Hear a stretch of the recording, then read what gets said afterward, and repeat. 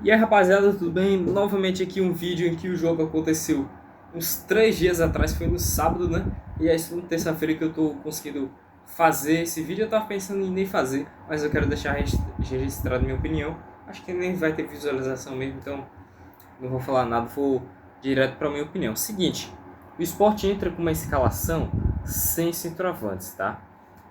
Porque aparentemente o Pablo ele não estava muito apto, né? Eu falei que talvez ele estaria de acordo com a escalação do GE, mas na verdade ele não estava, tá bom? É por isso o Heleno Lobato ele entra com uma espécie de falso 9, algo que funcionou por um tempo e que pode vir a funcionar em outros momentos na temporada. Acho que isso deve ser mais utilizado, não só na não só na necessidade, tá? Porque assim, a gente tava sem paciência, sem o Pablo, o Arthur Souza, ele não foi regularizado no Campeonato Pernambucano, né? Não podia ser regularizado, ele chegou depois. E o Dieguinho, ele já não tá mais treinando com o grupo principal, né? Então nem tá com ritmo. E aí foi o Lenny Lobato mesmo. Acho que o Pepa deveria pensar mais nisso.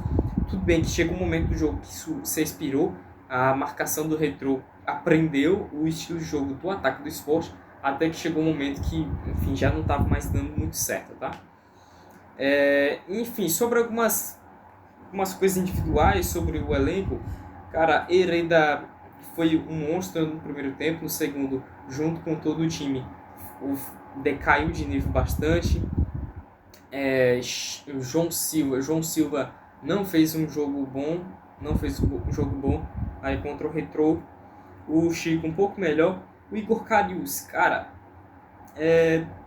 cadê aquele Carius que a gente lembra de 2023, 2024, aquele Carius criativo, aquele Carius que era, muitas vezes, em certas ocasiões, o cara da jogada, que ele criava, pegava a bola, dava uma fatiada assim. Sério que o Carius não deveria ser deslocado para a direita? Eu acho que já é a terceira vez que eu tô levantando essa bola, né? O Carius jogar na direita como ele jogou no ano passado. E aí, claro, vai acabar o contrato do Di Plácido no meio do ano, ele já não tá mais jogando nada mesmo. Tem o Matheus Alexandre que também não tá jogando mais nada. O Hereda tá aí, mas enfim, não é nenhuma grande certeza para a Série A, né? A gente pode pensar nessa opção sim. Não tem nenhum jogador nesse elenco que tá carimbado e ele não pode sair daquela posição, tá? Sérgio Oliveira, Christian Rivera, Lucas Lima ali no meio. O que falar desse trio de meio de campo? É um trio de meio de campo que eu já falei, nem sempre vai funcionar.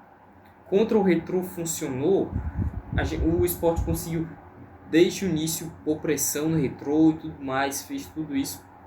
Só que é um time exposto, é um time que, cara, se fosse com o Fabrício Domingues no lugar de qualquer um desses aí, do Lucas Lima ou do Sérgio Oliveira, que é o que eu acho que deveria ser mais testado, já seria um time exposto, ainda mais sem ele, com o Sérgio e o Lucas Lima, que são jogadores lentos, que são jogadores principalmente ofensivos, que estão lá para ser meias de ligação. O Sérgio Oliveira ele não é segundo volante é um Fabrício Domingues na vida. Então quem é que marca nesse time do meio para frente? Só o Rivera, cara, só o Rivera. Romarinho na esquerda, por favor, né? Romarinho já deu mesmo. Ele é um cara que não aparece no jogo, é um cara que quando a bola chega nele, ele oblitera as jogadas. Ele tá muito mal, gente, tá muito mal. Pra mim ele deveria ser negociado aí para um Mirassol, quem sabe, para algum time aí de Série B da vida, tá? O Barleta, cara, ia fazendo um golaço, mas o Lenny Lobato tirou o gol do Barleta, cara, impressionante. Barleta, se não fosse a maré de azar, que, cara, ele já meteu acho que umas 6 bolas na trave, que, tipo, foram chutes muito bons. Se não fosse isso, acho que ele teria, essas coisas do azar, assim, ele teria uns 10 gols já nessa temporada e a gente estaria falando muito mais do Christian Barleta, né? E claro, isso acaba abalando a confiança do jogador, talvez indiretamente, e aí tem isso também. E aí o Lenny Lobato ele funcionou por um tempo, depois não funcionou mais, e aí no segundo tempo que o Sport já estava 2-0, e aí o Sport ele volta muito letárgico no jogo. Acho que isso se deve muito, assim, toda a linha, o time todo, todas as linhas do Sport estavam muito letárgicas, muito na manzanza, muito preguiçosas quando voltou para o segundo tempo. Eu não sei o que o Pepa falou ali no intervalo, não sei qual era o sentimento dos jogadores, o que o próprio técnico do Retrô falou também. Há o mérito no Retrô, há o mérito do Hadsley como assistência, há o mérito da galera toda, mas enfim, o Sport não pode deixar isso acontecer. Gente, a gente tomou 2 gols do Retrô em 6 minutos no segundo tempo. O que, é que vai acontecer quando a gente enfrentar o São Paulo lá no Morumbi? Difícil, né, minha gente? Difícil defender isso daí. E aí só depois disso o Pepa faz as alterações. Ele tira o Romarinho, coloca o Carlos Alberto, que também não está jogando absolutamente nada quando são jogos mais difíceis, adversários mais difíceis. Ele não produz. Sai Leno Lobato, entre o Pablo, que acabou sendo no final da partida o salvador, né? Que fez o gol da vitória, o gol do 3-2. Aí depois da 61 sai o Karius, entra o Dalbert, que o Karius estava meio mal, mas também não consigo elogiar a parte do Dalbert. Sai o Barleta, entra o Fabrício Domingues, que entrou muito sem saber o que ele estava fazendo na partida. De fato, o segundo tempo do Sport como um todo foi muito ruim.